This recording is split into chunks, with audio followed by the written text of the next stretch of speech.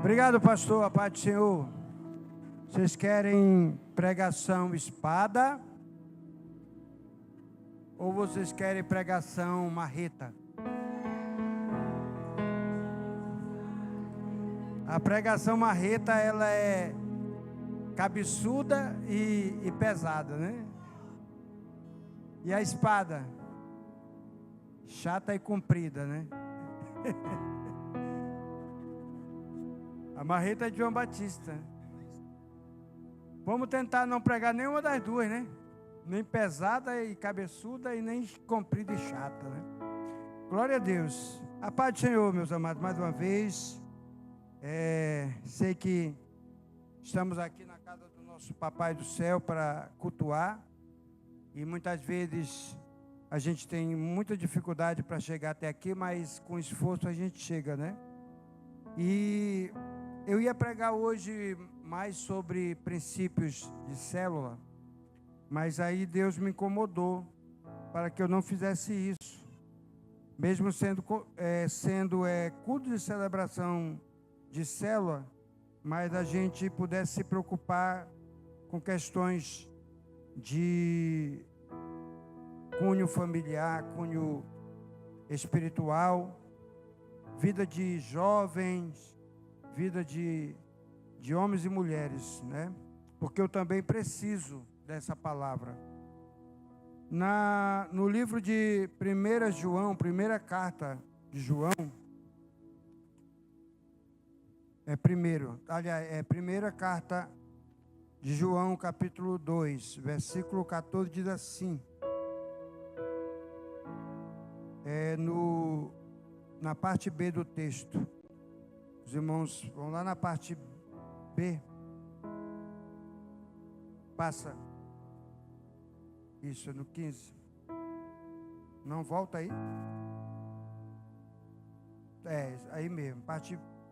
A parte B, né? Que diz aí, ó. Eu vos descrevi, jovens, porque sois fortes, e a palavra de Deus está em vós, e já venceste o maligno. Glória a Deus. Tem outros textos aqui que eu quero depois falar com vocês. E eu queria citar aqui uma poesia. Posso ou não posso? Antes do Dia dos Pais, né? Que daqui a pouco é os pais. Eu acho que ele está aqui no tablet, quer ver? Tá bem aqui. É uma poesia que na realidade é um texto de um hino. É um texto de um hino que diz, o título é Sei que sou amado. Alguém lembra? Alguém lembra desse hino? Tu lembra? Olha a poesia.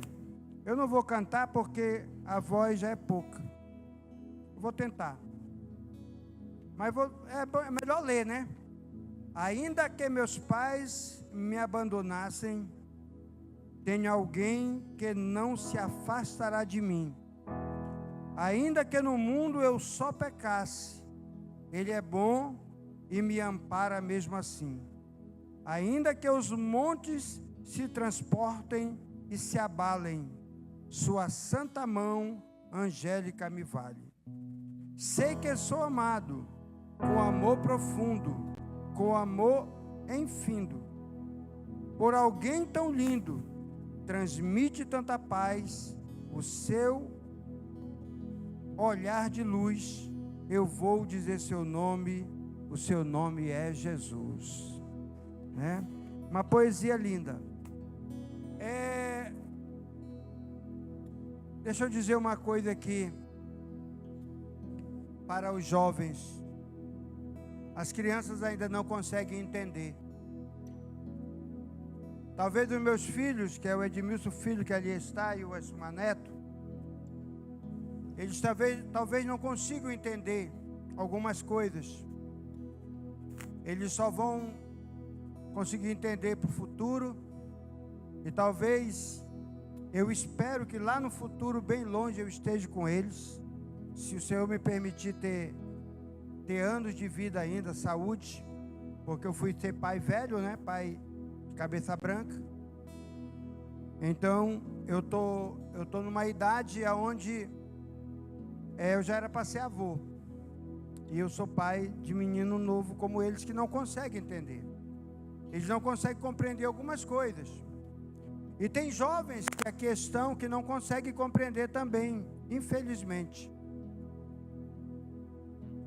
Mas um dia você vai entender. E eu espero que esse dia não seja tarde. Eu espero que esse dia seja hoje, ou amanhã, daqui a pouco. Porque vai chegar o dia que a coisa mais importante que você vai querer é estar sentado em uma mesa e a tua mãe ter preparado um ovo frito com arroz bem cheiroso para ti. E tu sentar com ela e com teu pai. E ela olhando para ti e tu dizer para ela assim: mamãe, está gostoso. Você poder sentar em família. Você poder sentar em uma mesa ou em uma sala, todo mundo junto, comendo, brincando, falando. E isso não é muita coisa, isso é pouca coisa. Mas eu fui uma pessoa que eu não tive isso. Eu não me lembro de um dia que eu tenha sentado em uma mesa com a minha mãe para tomar um café feito por ela, pela mão dela. Eu não me lembro de um dia que eu sentei com meu pai, que o meu pai sentou comigo. Eu não me lembro, porque não teve. E tem pessoas que têm a oportunidade de ter e não quer ter. Prefere perder tempo. Prefere gastar o seu tempo na frente de uma tela. Ou com os amigos. E tem muitos pais também que estão perdendo tempo, não querem esse tempo mais. Então, tem muitos filhos, e aqui tem, nessa ala aqui, naquela ala lá atrás, e talvez tenha aqui também jovens, que podem dizer como o salmista falou: ainda que meus pais me abandonassem, meu pai e minha mãe me abandone. E aqui tem algumas mulheres que foram literalmente abandonadas, sentimentalmente, foram abandonados financeiramente, não tinham comida, viviam em risco de passar fome. Mas talvez tenha algumas que não foram abandonadas, mas mesmo assim os pais não tinham condições de alimentar adequadamente. Mas venceram, foram guerreiras. E aí hoje, quando elas se deparam com filhos que têm pai e mãe, que têm condições, que não são gratos, e não aproveitam este momento para se relacionar, para ter comunhão. E eu estou falando estritamente em relação filho, pai, mãe. Eu não falo nem de marido, nem de mulher. Estou falando de pai, filho, mãe.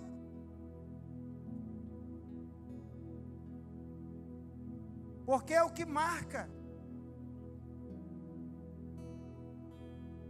Uma mãe marca uma vida, um pai marca uma vida, um filho vem para marcar. Um filho, quando chega em um lar, ele marca, ele divide o antes e o depois. Mas muitas vezes aquilo que é para ser alegria é tristeza, porque aquele filho cresce sem entender muito bem o valor das coisas,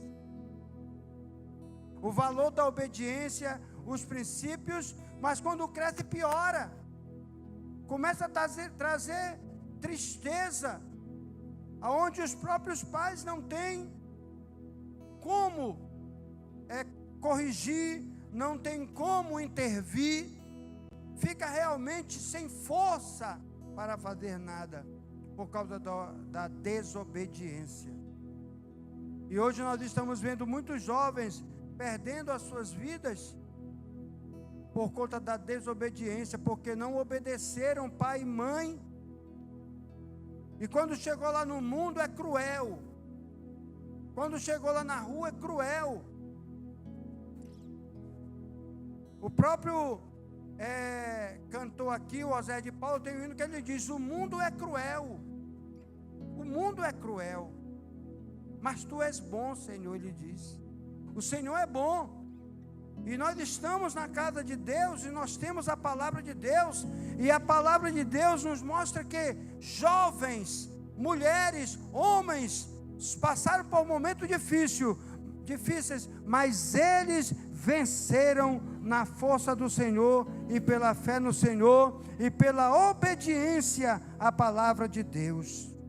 E o João aqui, o apóstolo João, ele escrevendo, ele deixa essa palavra, ele deixa uma palavra também para os pais, dizendo que os pais são experientes, mas ele fala para os jovens: vocês são fortes, e vocês já venceram o maligno. Mas que maligno é esse? É Satanás, é o bicho da pata preta, é o chifrudo, o que é? Não, sabe o que é? É a tua índole, é os teus desejos, é isso que a palavra de Deus está dizendo. Você vai vencer a tua vontade de desobedecer, você vai vencer a tua vontade de fazer o contrário daquilo que quem tem mais experiência está te direcionando. Minha filha, não vai, eu vou. Minha filha, não vai, fica. Meu filho, faça assim. Eu não faço, porque eu sou livre, eu tenho o direito de fazer o que eu quero. E aí o pai e a mãe sem força, o filho vai. E aí vem, volta estuprado, volta espancado, volta humilhado, porque enveredou pelo caminho da infidelidade e pelo caminho da desonra. Mas tem muitos jovens que aqui estão, que estão sofrendo por culpa do passado, por erros do passado. E nós também precisamos não apenas fazer o certo hoje, mas nós também devemos não apagar o passado, mas devemos não viver a culpa do passado. Porque se nós já entregamos a nossa vida a Jesus, nova criatura é. Não devemos ter vergonha do que nós fizemos, não. Devemos enfrentar, devemos olhar aqui, com olho não de orgulho, mas com sinceridade, com retidão, como filhos de Deus. Olha o que diz a palavra do Senhor em Isaías, capítulo 41, 10. Olha o que diz, vai ficar na tela aí. Temas, porque eu sou contigo. Olha para o teu irmão e diz: o Senhor está te dizendo, Ele é contigo. Não te assombres, porque eu sou o teu Deus. Eu te fortaleço e te ajudo, e te sustento com a destra da minha justiça. Acusações virão. Agora eu sou da igreja. Agora Deus está colocando limite na minha família. Aí o inimigo: quem é tu? Quem é você? Olha para trás, olha o que você fez. Aí você diz: eu olho para frente, para o alvo. Jesus é o meu alvo, Jesus é o meu caminho, Jesus é a minha verdade, Jesus é a minha salvação, Jesus é a minha libertação. Talvez nós temos jovens aqui que alimentam culpa de terem sido rebeldes, de ter errado, e talvez até pague preço hoje, mas o Senhor te diz: eu sou contigo e eu te ajudo, eu sou a tua justiça. Deus está com você, Ele não te deixa sozinho em nenhum momento, em nenhuma luta. Amém? Posso ouvir um amém? não te deixa sozinho. O medo não pode colocar limite em você. Tira o medo do teu coração. Não deixa o medo penetrar ao ponto de te paralisar. Não, você agora tem um Deus Todo-Poderoso na tua vida. Enfrente. Como assim, pastor, enfrentar? Porque é muito complicado isso, né, irmão? É muito complicado enfrentar problemas, dificuldades. Eu estava até conversando com o Benjamin, acho que era Benjamin e o Messias. Nós estávamos ali comendo um churrasquinho, conversando com o Messias sobre aquela questão de Davi, quando o irmão, um dos filhos de Davi estuprou a própria irmã. Depois veio o irmão e matou o próprio irmão. E foi uma calamidade. E no final de tudo, o filho foi morto pelo exército do pai, e aí por diante. E naquela época, alguém olhando para ali diz assim: mas por que Davi não cumpriu a lei na vida do filho, já que ele estuprou a própria filha? Agora se coloque no lugar de Davi. Pense um pouquinho só, você no lugar de Davi. Uma filha estuprada e um filho estuprador. Pense um pouco. Agora pense o que Davi pensou ali. Uma filha desonrada e um filho estuprador. Aí se ele vai diante da lei, o filho tinha que ser morto, continuaria com uma filha desonrada. Aí eu pergunto para ti: se o teu filho de repente te desonra diante da sociedade, vamos lá, se o teu filho de repente se envolve com tráfico, com droga, com bandidagem, etc e tal, e aí você começa a sofrer, alguém chega contigo: menina, abandona, menina, chuta o balde, menina, faz isso, irmão, deixa para lá. Você deixa. Está todo mundo acusando, todo mundo pisando, todo mundo querendo matar. Você deixa matar? É por isso, muitas vezes quando a gente não medita nisso, a gente vai lá e larga a espada em Davi, porque Davi não agiu. Davi estava extremamente arrebentado por dentro. Ele não sabia realmente o que fazer. E no futuro ele pagou o preço. E muitas vezes nós estamos diante dessas coisas, irmãos. A nossa família, os nossos filhos, ou algum parente nosso, ou eu mesmo, ou alguém ali, se mete em confusão, começa a haver confusão no meio da família. Então esse medo quer nos paralisar. Quer te paralisar, quer te empobrecer, quer te levar para baixo. Mas será que dá para vencer? Na força do Senhor. Diga: com a tua força não vai. Diga: com a minha força não vai. Diga: com a minha força não vai. Com a força da carne não vai. Mas com a fé no Senhor. Não é falando para os homens, mas é falando para Deus. Sim, pode falar com os homens, desde que esses homens tenham fé. E quando eu falo homem, é homem e mulher. A gente pode comungar com outro, mas não vá sair por aí falando, porque alguém vai fofocar. Alguém vai falar mal de você. Diga: o medo não pode me paralisar. A vitória garantida. Com Deus você já é mais que vencedor. Jovens, em Deus você já é mais que vencedor. Você está enfrentando aí os seus dilemas, né? Tem jovem, eu sei que tem jovens. Quem gosta de bermuda aí dos jovens aí? Usa bermuda até aqui? Usa ou não usa? Usa bermuda? Eu sei que tem jovens que tem, como é que eu vou dizer? Trauma não, preconceito não. Talvez pense alguma coisa que esteja errado. Quando olha para o joelho, acha que o seu joelho é feio. Aí vive um trauma do joelho feio. Aí quer esconder o joelho, porque o joelho é feio. Meu Deus, é só eu que tenho esse joelho feio? Aí é por isso que diz assim: quando nasce uma criança, diz parece com o pai, né? Aí o outro diz não, parece com a mãe. Aí o outro diz assim, não, parece com o avô, o menino parece com todo mundo. Na realidade, parece com o joelho. Porque é igual em todo mundo. Mas o jovem inexperiente, ele acha que só o joelho dele é feio. E ele fica com trauma do joelho feio. Ele vive pensando que o joelho dele é feio. E o cotovelo dele também é feio. Ele vive com trauma. Aí então tem jovens que ficam traumatizados com as coisas. Meu Deus, por que eu não posso comprar um smartphone? Por que o meu amigo tem um smartphone? Aí ele sente preconceito contra ele. Às vezes nem um telefone ele tem. Nem um velhinho, nem um feio. Eu não sei se vocês viram essa semana um vídeo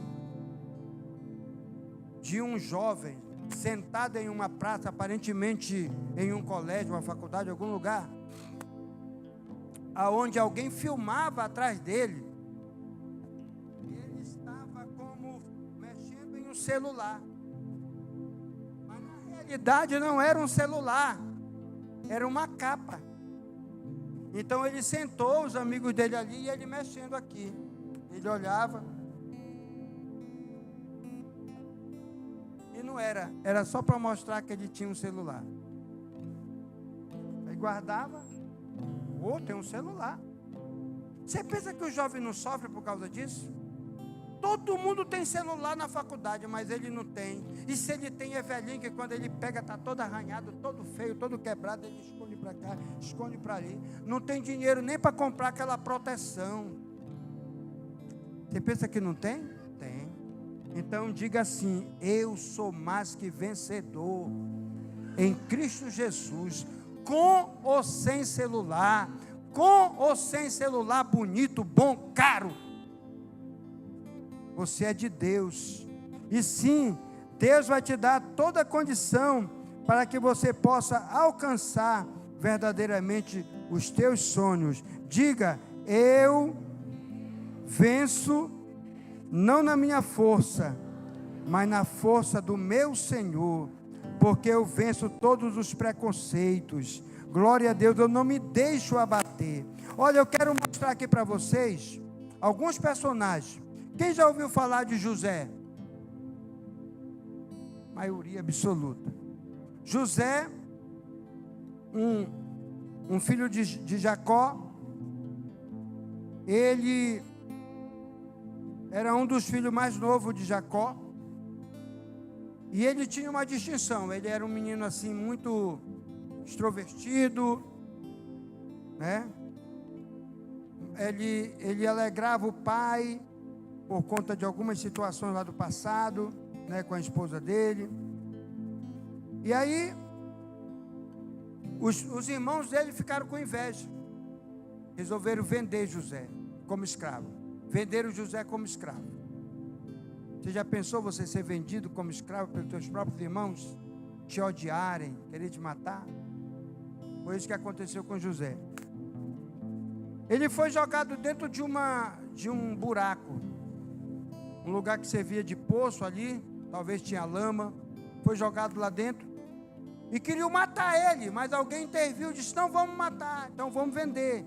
Venderam como escravo. Foi vendido como escravo no Egito.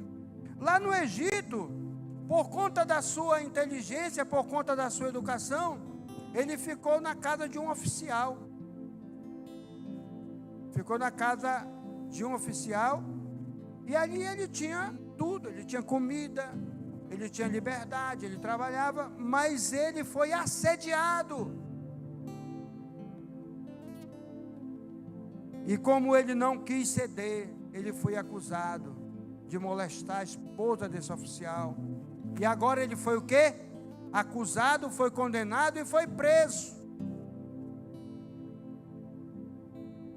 Passou algum tempo na prisão, mas ele continuou servindo ao seu Deus. Ele continuou tendo fé em Deus. E o que aconteceu? Deus deu dons. Ele tinha dons de interpretar sonhos.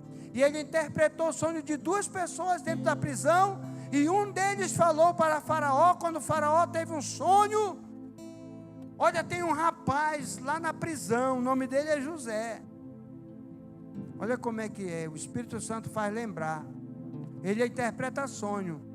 O faraó mandou chamar, ele interpretou o sonho de Faraó, e quando ele interpretou o sonho de Faraó, Faraó queria saber o que se poderia fazer para evitar a situação.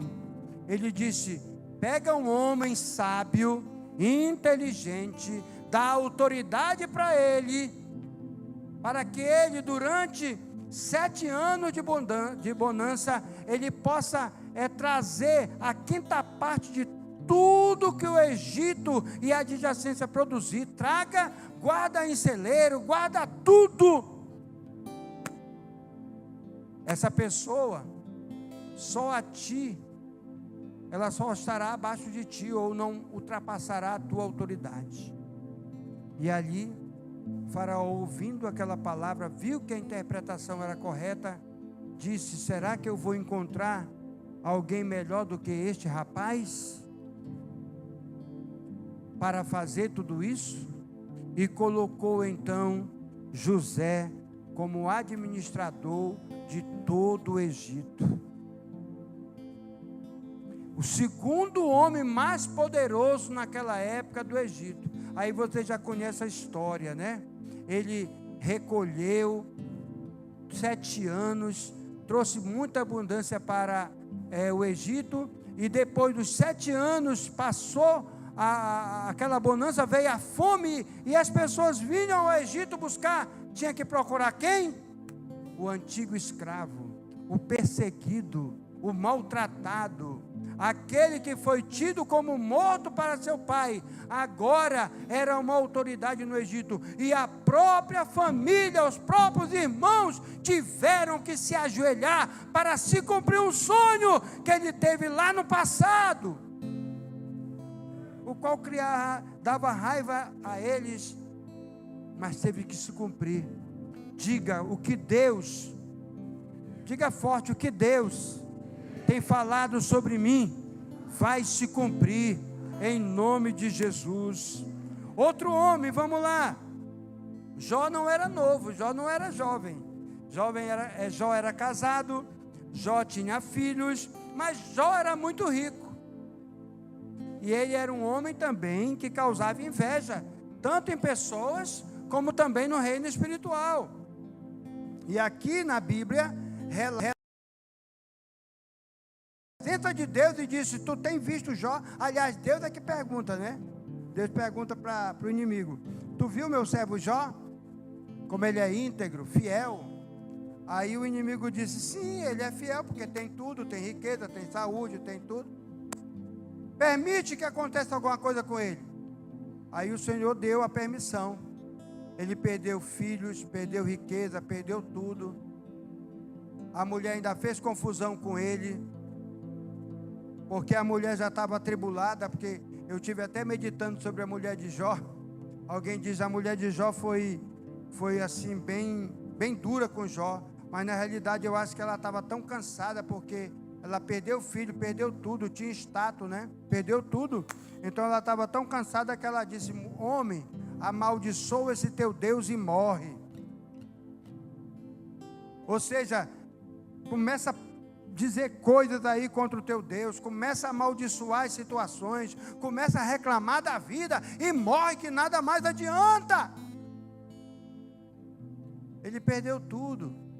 Aí depois foi tocado na sua própria saúde, porque você pode até perder, irmão, eu quero dizer uma coisa: você pode até perder alguma coisa material, um carro que quebrou, sei lá, você fez alguma coisa, perdeu um dinheiro ali, 3 mil ali, 4 mil acolá, mas não queira perder a tua saúde. Diga o sangue de Jesus. O sangue de Jesus. Alguém que chega diante do médico, o médico pede exame e diz: olha tristemente para ti, cadê tua família? Quando pergunta assim: teu marido está aí? Tu tem um filho aí? Por quê, doutor? Porque o que eu tenho para te dizer, tem que ter alguém do teu lado. Aí você já fica tremendo. Olha, eu não quero dizer que é isso, mas tem um caroço bem aqui, pronto. Já era. Fica ou não fica atribulado? Não queira perder. Diga, o sangue de Jesus tem poder. Diga, Senhor, deixa eu ficar bem velhinho, mas com saúde. Deixa eu com saúde. Eu quero correr, eu quero andar, eu quero fazer meus exercícios. Eu quero ir para a academia, eu quero fazer. Eu quero me movimentar, Senhor. Eu quero ir para a igreja andando até eu ficar velhinho. Diga assim. Diga que Deus vai cumprir. Não é não, Beth? Está lá o irmão Guzmão, né? Quantos anos o irmão Guzmão tem? 82 do irmão Guzmão. Está dodói. Não consegue mais andar, né? Bem ali um pouquinho em casa. A doença abate. E agora Jó perdeu tudo, mas agora ele não tem saúde. Mas aí, no final das contas, ele reconhece o poder de Deus, reconhece a soberania de Deus, e o que Deus faz? Restitui tudo a Jó, e muito, muito, muito mais. Vocês sabem qual é a única coisa que Deus não dá para Jó, que não tira de Jó e não dá? Alguém falou ali. Não ouviu, né? Ela já pegou muito rápida.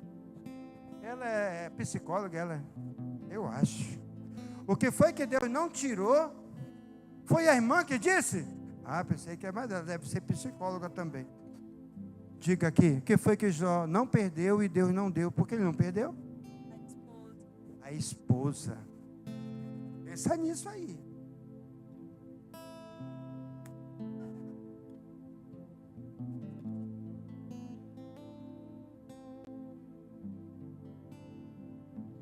Se aqui fosse a mulher de Jó na prova, Deus não tinha tirado Jó. Talvez tu pense que a maior tribulação seja o teu esposo, e não é. E talvez você pense que a tua maior tribulação é a tua esposa, e não é. Tem problema?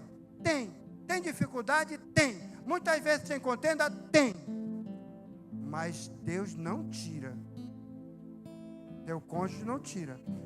O texto é bem claro, tirou filho, tirou riqueza, tirou saúde, mas a esposa ficou lá firme, para dizer, amaldiçoe esse teu Deus e morre. Mas depois, Deus restitui, ainda dá filhos para Jó, através daquela esposa. Através daquela esposa. Não está escrito que foi outra mulher, não.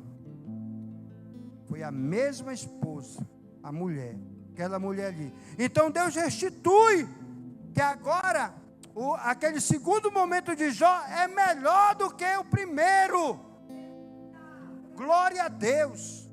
Ele se torna próspero, abençoado. Diga, as tribulações não são para me destruir. Quanto maior a guerra, maior vai ser a vitória. Louvado seja Deus. Amém? Quando vocês aplaudem. Olha só. Quantos já ouviram falar numa mulher chamada Ana? Ana era estéril, não podia ter filho. Está certo ou errado? Não podia ter filhos. Hoje não é muito problema. Mas quando a moça casa, o rapaz casa, eles querem ter filho, né? Pode até evitar por um tempo, mas chega um tempo que quer ter filho. Mas quando não descobre que tem filho, aí começa o perrengue. Vai para lá, vai para cá, vai para lá, vai para cá, tentando e tal. Mas hoje pode adotar, mas a mulher e o marido quer ter deles, né? Do próprio sangue. E hoje tem vários meios, né? Para que se tenha. A medicina já está bastante avançada, mas muitas vezes, mesmo tendo dinheiro, tendo como pagar, não consegue. Então, pensa na dificuldade de Ana. E naquele tempo, por conta da situação social, se agregava outras, vamos dizer, a concubina, né, outra mulher ali. Não vou explicar agora como era isso, não vai dar tempo. Mas o certo é que muitas vezes um homem podia ter 2, 3 mulheres. E aqui no caso de Ana tinha quem? Penina. É Penina o nome dela, né? Tinha uma outra mulher ali. E essa mulher, irmãos, Elcana passava do lado dela, 9 meses depois tinha um filho. Passava de costas por ela, 9 meses depois tinha um filho. Dançava na frente dela, no outro... Aí Ana, ó. Aí Penina... Pode tentar. Ó, não vem. Aqui vem, só é cheirar. Já vem. Elcana passou por mim, me cheirou no pescoço, eu já estou... zombava. Aí Ana chorava pelos cantos, lavando o prato. Senhor, tu não lembra Deus? Eu não sei porquê. Tem mulher que chora assim, tem mulher que chora.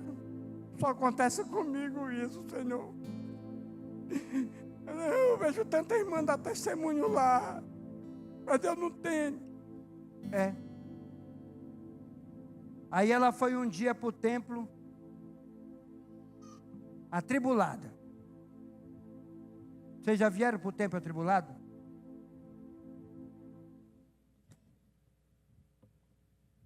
Eu já vi muitas vezes. E eu não vou deixar de vir para o templo por causa de tribulação, por causa de problema. Porque o templo não tem culpa, Deus não tem culpa, a obra de Deus não tem culpa. Então ela estava atribulada, porque Penina bagunçava com ela, brincava com ela. E ela foi com Elcana um momento e disse: Elcana, me dá um filho. Eu quero um filho. Aí ele disse: por acaso eu sou Deus? E ela estava atribulada. E tinha algumas situações presentes, né? Dádivas que eram dadas para quem tinha filho, que eram dadas para quem tinha filho. Ela não tinha. O quinhão dela era menor. E um desses momentos eles foram para o templo e ela foi atribulada, braba. Talvez brigando com Elcana, falando um monte de coisa no caminho. Mas foi. E chegando lá, ofereceram o sacrifício, ofereceram as ofertas. E ela estava no templo orando, muito amargurada, e só balbuciava os lábios. Não falavam palavras que se entendia. E aí o sacerdote passou, o pastor passou, olhando, viu aquela mulher ali ajoelhada, chorosa. Ele olhou assim, de banda para ela, e ela talvez bateu. Ele disse: está bêbada. Bebeu muito vinho e veio para o templo. Olha, mulher, tu está atribulada, mulher?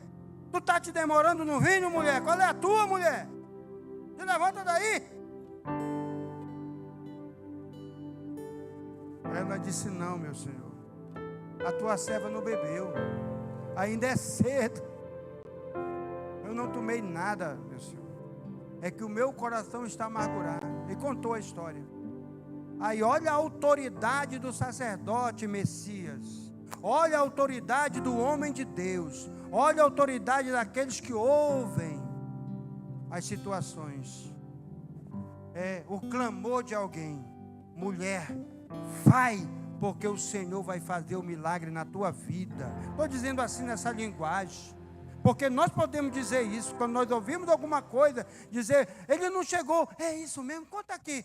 Ei, eu vou disciplinar a Penina, eu vou bater no Elcana, eu vou fazer isso, porque eu vou chamar a atenção, eu vou fazer uma reunião. Não falou nada disso. Ele disse: Deus vai abrir o teu ventre, ou Deus vai fazer germinar no teu ventre um filho.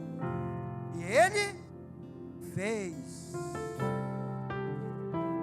Meses depois de estar Ana grávida. E de quem? De quem? De um dos maiores profetas que já se ouviu falar. Quem é? Samuel. Que sucedeu o próprio Eli. Veja só. Diga assim, coloca a mão no coração, com toda humildade, e diga: Senhor, eu creio que mesmo eu passando humilhação, e mesmo eu não vendo luz no fim do túnel, eu sei que Tu és o Deus do milagre.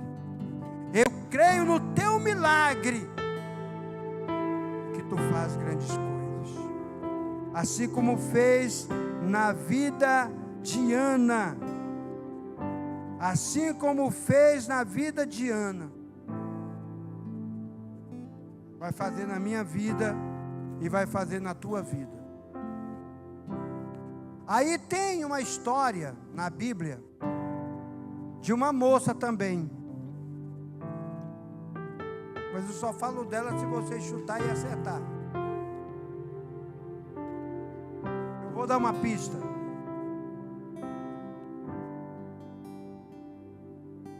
Ela foi criada por um tio. Não é? É. Esté. Esté. Cadê o pai de Esté? Aonde está a mãe de Esté? Qual foi a educação que Esté teve? Esté tinha um quarto seu? Ou Esté tinha que dividir o quarto com outras pessoas? Esté tinha roupas boas, caras. Será que aquele tio tinha condições de dar o bom e do melhor para ela? Tudo isso nós temos que pensar. Porque já que era criada, o pai morreu, aconteceu alguma coisa com os pais de Esté, ela vai morar com o tio.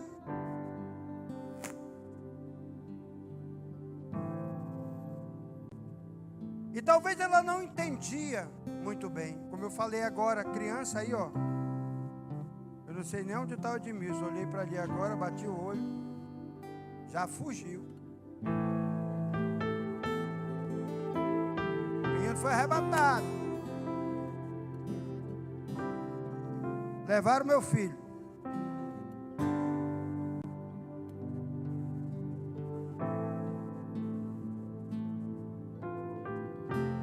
Muitas vezes, será que tem alguém aqui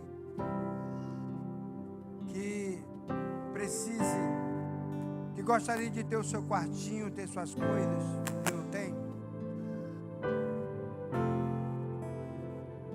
Ou não teve? Então Esté tinha tudo para ser uma pessoa que, amargurada na vida, cheio de machucados, cheio de traumas, casaria com alguém, mas levaria os traumas juntos.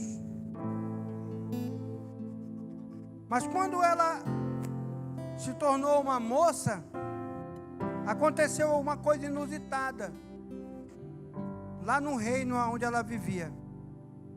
Persa, né? Não é persa? No reinado persa. Artaxerxes, Assuero, rei Assuero. O rei Assuero estava numa festa com a cabeça cheia de vinho, bêbado. De repente deu uma loucura na cabeça dele. Ele que convidou os seus súditos, convidou um monte de gente lá para o palácio, deu uma festança.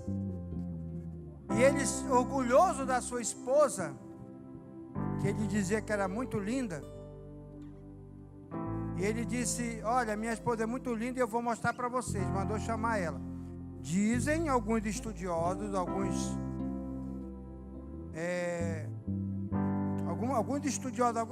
essas pessoas que estudam muito aí, pesquisam a Bíblia, né? Muito, e arqueologia, etc., a história antiga, dizem que ela tinha que entrar. Veja bem, foi esse povo que diz, eu estou só falando aqui, não vai dizer, o pastor está inventando aí umas coisas, não é. Que ela tinha que entrar nua. Dizem, né? Ele queria mostrar ela como ela veio ao mundo, para o povo. Por isso que ela rejeitou. Tem que tomar cuidado, né? Mas se você for pesquisar, você vai encontrar. Por isso que ela não quis ir lá. Segundo esses estudiosos. Mas a coisa é tão louca que ela pode ter dito, mesmo ela tendo que botar coroa, botar todas as vestes, ela disse que não ia e pronto. Não foi. Veja o que Deus faz para honrar uma pessoa. Ela não vai. Aí o rei fica triste ali, abatido, porque minha mulher não vem, porque não sei o quê. Aí alguém chega no ouvido dele, tu não está com nada. Aí o outro vem também, rapaz, como é que pode? Tua mulher te está obedecendo. Aí chegou um mais enxerido, falou alto de gay. E agora que nós vamos voltar para nossas terras, e chegando lá, todas as mulheres vão dizer, a mulher do rei não obedece ele, por que nós temos que obedecer nossos maridos? Aí alguém levantou, esse negócio é sério. Ei, rei, tu tem que fazer alguma coisa, que é para a gente voltar e as nossas mulheres não fazer a mesma coisa com a gente, não. Ele disse, é mesmo. Aí botaram um decreto, olha só. Ele repudiou a mulher, né? Ela provavelmente foi morar em outro lugar, não teve mais contato com ele, e agora ele fica sem esposa. E aí se baixa um decreto, vai em todo o país, em todas as províncias, todas as moças vêm para o palácio para ser escolhida uma esposa para o rei. E quem é que está lá? Esté, uma moça simples, mas órfã, que poderia estar abatida. E naquele momento que ela vai, a Bíblia diz que ela cai na graça, e ela é escolhida, e ela se torna simplesmente esposa do rei, uma princesa, e uma autoridade, e depois ela vem compreender do porquê ela estava naquele local, era para salvar o seu povo, ela seria um instrumento de salvação. Então, para encerrar essa mensagem, queridos, eu quero voltar ao princípio. O que está acontecendo com cada um de nós tem um porquê. Às vezes a gente no momento não entende, não consegue entender. Você jovem não consegue entender.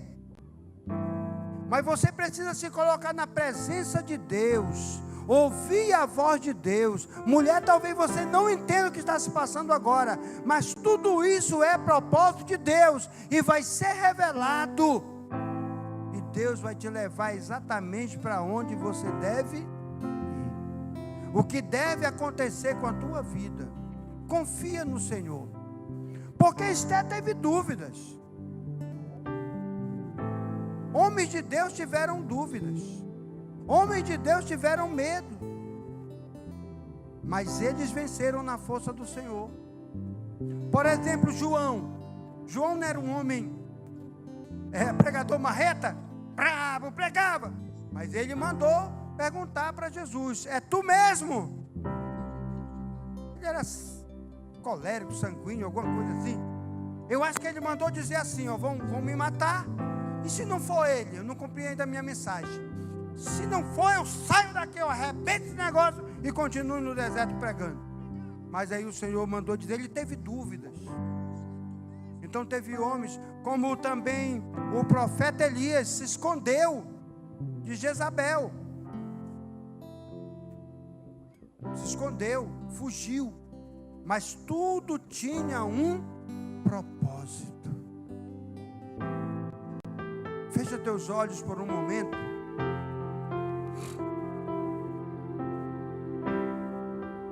Jovem, de todo o coração, mulher, homem, que aqui está. Diante de tudo isso aqui, você eu olho para dentro de mim, eu vejo, sim, problemas, dificuldade do passado, lutas hoje, coisas que eu tenho que me calar, coisas que eu tenho que enfrentar.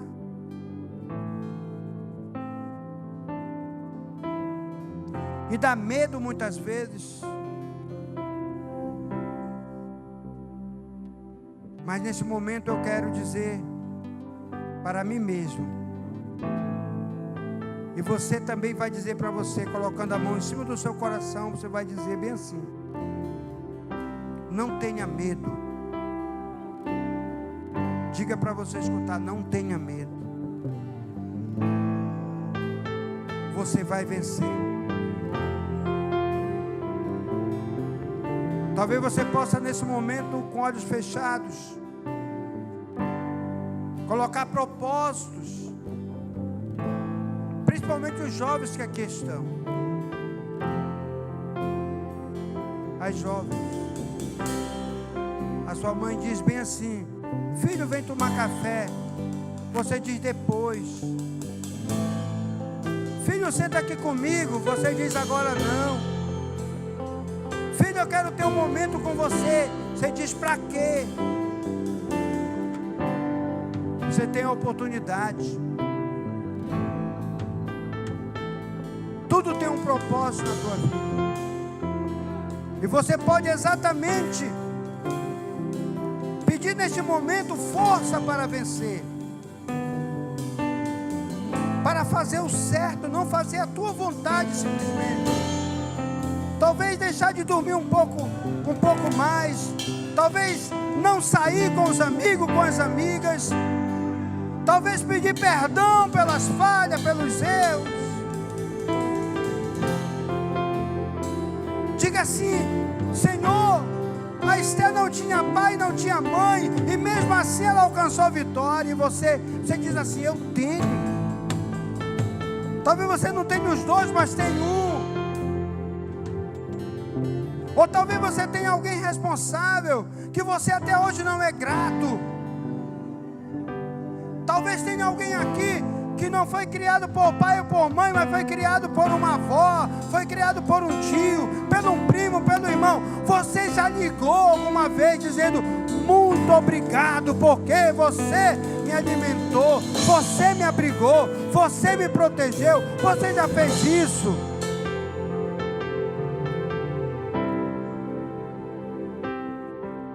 Se você tem seu pai e sua mãe, se você tem alguém que é responsável por você, você vai chegar hoje. Aliás, eu quero fazer um exercício com você. Pega teu telefone agora. Quem está com o telefone? Manda uma mensagem agora para a pessoa que você sentir. Quem tem pai, quem tem mãe, manda. Ou chega em casa, manda quando chegar em casa. Porque tem mãe que não deixa o filho vir para o telefone para a igreja. Mas se tem, já manda. Fale uma palavra bem linda aí. Diga: muito obrigado, mamãe, porque a tua farofa de ovo é a mais gostosa do mundo.